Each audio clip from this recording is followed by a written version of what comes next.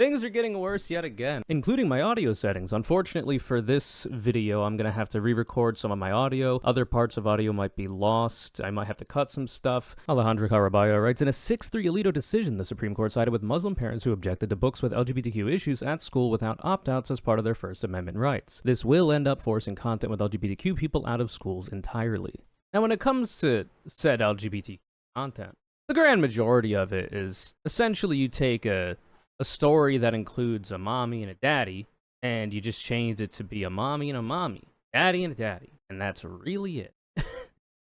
Unless you get into like higher reading levels and books for older students, there's seemingly no limit to the kinds of LGBTQ inclusion that conservatives would allow, I guess. We're only like a hop, skip, and a jump away from them making it so that schools have to like segregate, assumed to be LGBT youth away from the other kids.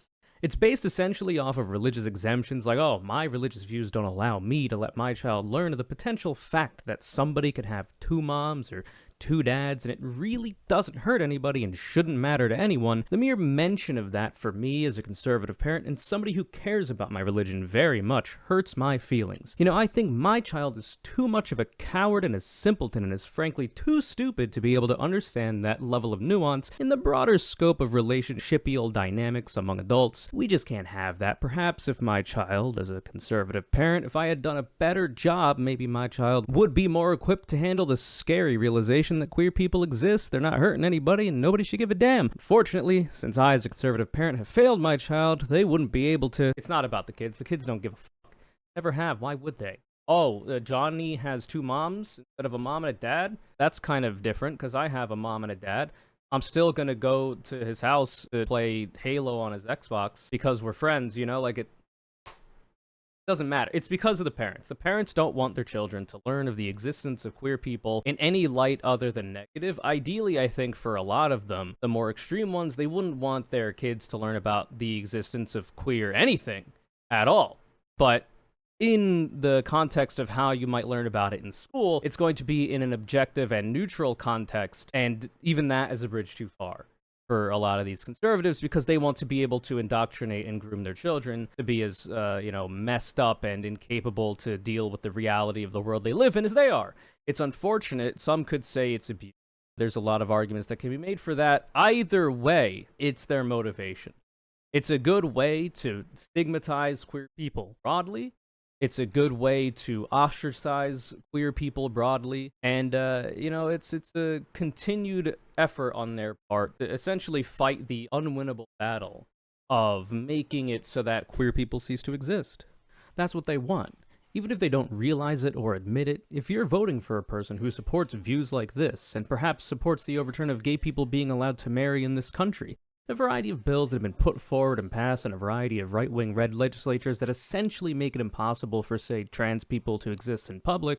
If you vote for those people, but you don't hold in your heart the hatred and insecurity that leads you to outwardly speak on that hatred, but you vote for those people that do, the legislators, you gotta get right with the Lord, or you're part of the problem. You can be saved. Like, you can figure it out and work through a lot of the propaganda you've been fed to make it so that you're afraid of queer people or non-white people or whatever it is. But, it's something you're going to have to do on your own, unfortunately. And because of that, it's a difficult way going. And because of that, even, that's why legislating gay marriage to be law is important. In an ideal world, you wouldn't need something like that because it wouldn't be in question. Gay people, sometimes people fall in love with the opposite gender or a gender that they don't identify with, and sometimes they fall in love with the same, and they should be able to get married and enjoy the benefits of marriage, institutional acknowledgement of their marriage, and all the things that come with that, like anybody else, because it literally does not affect anybody in a negative capacity. But we don't live in that way. And so, anti-bigotry, anti-oppression laws, and other such things need to be enacted in order to make it so that there's at least an equal playing field, if not protect people from the oppression of right-wingers, conservatives, etc., etc. In a blistering dissent by Sotomayor, he paints the reality that this holding has no limiting principle. and the objection was literally to the mention of LGBTQ people existing.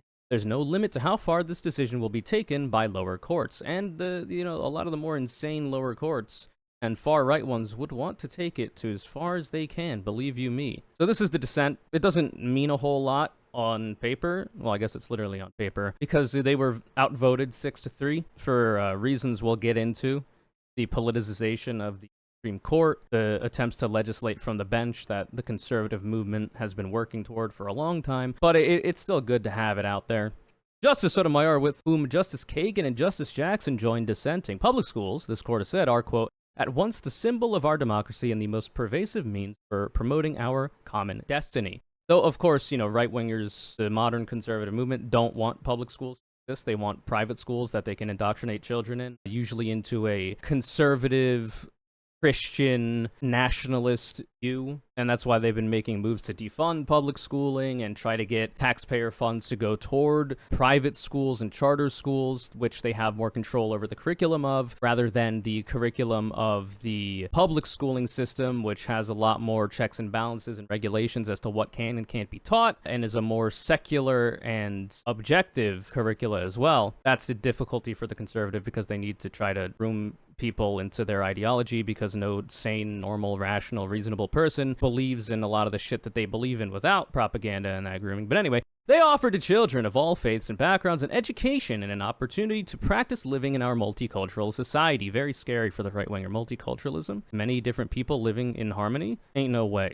That experience is critical to our nation's civic vitality, yet it will become a mere memory if children must be insulated from exposure to ideas and concepts that may conflict with their parents' religious beliefs, no matter how cowardly and insecure and nonsensical those beliefs may be. Today's ruling ushers in that new reality, casting aside long-standing precedent, which, the current court loves to do. The court invents a constitutional right to avoid exposure to, quote, subtle themes and, quote, contrary to the religious principles that parents wish to instill in their children. Sucks to be you. We're gonna have to teach your children about reality at some point. You can only pull the wool over their eyes for so long. At some point, they're gonna have to realize queer people exist, and it doesn't affect anyone. Sometimes Samantha has 2 moms. That's okay. Nobody should give a fuck. Exposing students to the message, quote-unquote, that LGBTQ people exist and that their loved ones may celebrate their marriages and life events, the majority says is enough to trigger the most demanding form of judicial scrutiny. That novel rule is squarely foreclosed by our precedent and offers no limiting principle. Given the great diversity of religious beliefs in this country, countless interactions that occur every day in public schools might expose children to messages that conflict with a parent's religious beliefs. I'm assuming cuts off there. What's interesting about this is that this is not a Christian family or parent that has brought this forward. It's actually a Muslim. Now, you've seen, especially with Mamdani's win in the primary for New York City mayor, there's a whole lot of Islamophobia out there, and even before his win, but it certainly is a lot more visible. And now that he did win, being, I believe, a secular Muslim, it doesn't seem like a lot of right-wingers and even some conservative Democrats, doesn't seem like they like, Islam and Muslims generally. Even going so far as Representative, what is his name? Randy Ogles or something like that? What's he ogling? Don't worry about it. It is Ogles? That's really funny. Brother, you cannot be named Andy Ogles and call for the denaturalization and deportation of the person who just won in the primary for New York City mayor. Brother, what are you ogling, man? Stay away from the kids, that's all I'm gonna say. Alito writing this decision is a worst-case scenario. What Sotomayor touches on here is the point. They want to make public schools unmanageable to gut them and end public education. This is a feature, not a bug of this decision. Like I say, public schooling is supposed to be secular and objective. It's supposed to teach students reality, the understanding of the world that we have, given our secular and scientific understanding of a variety of disciplines. The curriculum of public school is subject to a lot of rules and regulations and guidelines for what you are allowed to teach and how you are allowed to teach it.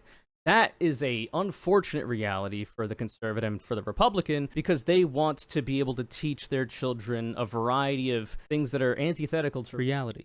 They want to hide a bunch of realities from their kids because it makes them as parents feel insecure, and they need to groom their children into being as insecure as they are, It's a really unfortunate symptom of a broader, white nationalist, Christian nationalist movement in this country that tends not to like anything other than the wealthy white male that happens to be Christian. And anything downstream of that is the domain of white male Christian. It's difficult for them to reconcile the fact that public schools will teach their children correct information when they don't want that to be the case. And so they want to make it so that private institutions that they can have more control over the curriculum of get taxpayer dollars, and children are less likely to be sent to public schools and more likely to be sent to their indoctrination centers or private schools and charter schools. It's very clear and very obvious if you've been paying attention to it to any amount of time at all. But, this is something I've been talking about for a long time as well, so if you're watching my channel, you probably have heard me talk. The result will be chaos for this nation's public schools, requiring schools to provide advance notice and the chance to opt out of every lesson plan or story time that might implicate a parent's religious beliefs, will impose impossible administrative burdens on schools. The harm will not be borne by educators alone. Children will suffer too. Classroom disruptions and absences may well inflict long-lasting harm on students' learning and development. Right-wingers never wanted an educated populace. I don't think that's a big problem for them. Worse yet, the majority closes its eyes to the inevitable chilling effects of its ruling. Many school districts, and particularly the most resource-strapped, cannot afford to engage in costly litigation over opt-out rights or to divert resources to tracking and managing absences. Schools may instead censor their curricula, stripping material that risks generating religious objections. The court's ruling, in effect, thus hands a subset of parents the right to veto curricular choices long left to locally elected school boards. Because I cannot countenance the court's portion of our precedent and the untold harms that will follow, I dissent. Yeah, that's literally the point. The minoritarian right-wing Christian movement and the parents therein don't like the idea of anybody else having a say in what gets taught in school. The fact that the school board, which is elected in a democratic capacity, helps mold the curricula for public schooling is anathema to, their view of they should be able to indoctrinate their kids into whatever anti-reality bullshit they want because I guess children are their property or whatever, And now they want to force that on everyone else's children as well, instead of simply sending their children to a private religious school that will teach a variety of things that have been known to have negative consequences, like abstinence-only sex education for children starting usually around 5th grade, which have been shown to lead to more youth pregnancy, more frequent abortions, more transmission of STIs, more abuse of children as well, because often in sex education the topic of consent will be taught. Big no-no for the right-winger. They don't like the idea of teaching children about that. No, sir. You can already send your kids to those indoctrination centers if you want, but that's not enough for them. They want to force it on everybody else. I believe, speculation on my part, in their heart of hearts they understand that they are wrong. They understand that they are the ones that are odd, that are weird in this regard. They are definitionally, because they are in the minority when it comes to views on these issues, the majority of people polled in America don't have a big problem with queer people existing. It's not a big deal. And because they understand that, the only way, instead of reconciling it like a normal person and coming to a better conclusion on the objective reality everyone can see with their own two eyes, they instead have to try to force their own warped version of reality onto everybody else. Because it's not enough for them to be delusional, they need to make you delusional as well so they feel better about their own inadequacies and their own inability to reconcile these contradictions in their heads. It's really unfortunate, really pitiful, but it's also very dangerous. If you take a sledgehammer to public schooling like this, not only are a bunch of children going to be left with the inability to get a good education if they can't afford to get sent to a private school, a lot of children also get one meal of the day through school lunch as well. And if they lose access to that, and right-wingers have historically stood in the way of free school lunch initiatives, like what was passed in Minnesota, for instance. They're not a big fan of feeding children. They like to starve them, apparently, and the idea of using taxpayer funds to feed kids is just, it's a bridge too far for them. Too big government, I guess. So since they're pro the starvation of children, they'll stand in the way of things like that. A lot of lower-income children rely on the school lunch that they get as one of their meals of the day, because their parents may not be particularly well off when it comes to their income, or maybe even be in poverty. That's going to hurt a lot of them as well. There's a whole bunch of negative downstream effects that happen because of this, but I guess that's just the cost of doing business for people that have been propagandized to for so long that they don't know their ass from their elbow. There's a variety of other decisions that were made today as well. There was a decision that was made that essentially allows the president to do whatever the hell he wants. Because, shockingly, if you let a president nominate a variety of Supreme Court justices that have lifetime appointments and are unelected, those justices may tend to be more partisan than you would like, because the Supreme Court is ostensibly supposed to be nonpartisan and objective. Turns out they might be more willing to do a variety of things that the person who gave them the job in the first place wants them to do. And I think that's the crux of the problem with the Supreme Court. In my view, it was impossible for the Supreme Court to have ever been nonpartisan because of the way the sub-justices get their positions. On paper, the way that the Supreme Court is supposed to be nonpartisan is by having the democratically elected president nominate a potential justice, which is then voted on by the elected members of Congress in order to be confirmed to their position. This is an effort to make justice selections more democratic without needing them to run for election themselves in a hypothetical system where the people voted to confirm them directly. If they did have to run for election, like members of the other two branches of government, they might be subject to partisanship by having to campaign, especially in our anachronistic first-past-the-post voting system, which historically devolves into a hyper-partisan two-party system anywhere it exists. The rot in this system exists within the fact that, once confirmed, these grand wizards of the Supreme Court are there for life. Either they choose to retire, which in our broken system usually only happens when it advantages the partisan interests of one of the two parties so that the president can nominate a fresh, new, younger justice to extend their partisan lean in the court, or they fucking die. They croak. That's it. Much later than when the country was founded, given the advancements in medical science that have been extending human life expectancy dramatically, though the current Republican Party is doing all it can to undo the progress via RFK Jr.'s woo-woo ass. In theory, the lifetime appointment is supposed to influence the president to exert much more care when making a nomination and allows for a more stable judicial system where court rulings wouldn't get changed every hypothetical Supreme Court election cycle if a justice who disagrees with the ruling replaced an existing justice and ruled a different way. All that sounds great in a vacuum, but the unfortunate reality is, we might exist within the vacuum of space, but we live on planet Earth, and you're a fool if you didn't think external forces might pervert that system away from its lofty, idealized, ivory tower goals. Put simply, the only way the Supreme Court could ever be nonpartisan and objective is if they achieved their positions by a robust democratic system with intense safeguards against threats to it and the court's legitimacy. Unless you're one of the multimillionaire billionaire leeches with more money than God, you'll quickly realize US democracy is anything but robust. Republicans and corporate Democrats have been picking away at it like mosquitoes in a bayou to enrich themselves, the mega wealthy people that bankroll their campaigns, and to maintain their stranglehold over the hostage situation they've trapped the working poor in that we call a democracy. The shit's broken, it don't work right. The grand wizards on the Supreme Court get appointed by the President of the United States, who gets their job via a system that is objectively partisan and only vaguely democratic. The elected members of Congress that then vote on the nominee also get their positions of power via a system that is, once again, objectively partisan and calls itself democratic the same way your balls, bro, and calls itself democratic the same way your boss calls you a member of their company's family. How is that system partisan and vaguely democratic? Oh, let me count the ways. First of all, the voting system our derelict country uses is called the first-past-the-post voting system, where voters pick one candidate as their first and only preference, and the candidate with more first preference votes than any other is elected, even if they don't have a majority of the total vote share. This commonly leads to something called the spoiler effect, where smaller parties have the ability to accidentally or purposefully affect the results of an election simply by participating. In the case of the USA, we have the disgraced Green Party, which is ostensibly left-leaning, and its right-wing counterpart, the corporate cuckold Libertarian Party, who are essentially just Republicans that are more vocal about their illicit drug use and their myriad questions about the age of consent. These parties can effectively take votes away from their closest ideological opponents, the Green Party being closest to the Democrats and the Libertarian Party closest to the Republicans, because once again in the first-past-the-post voting system, you only need a plurality of votes to win, not a majority.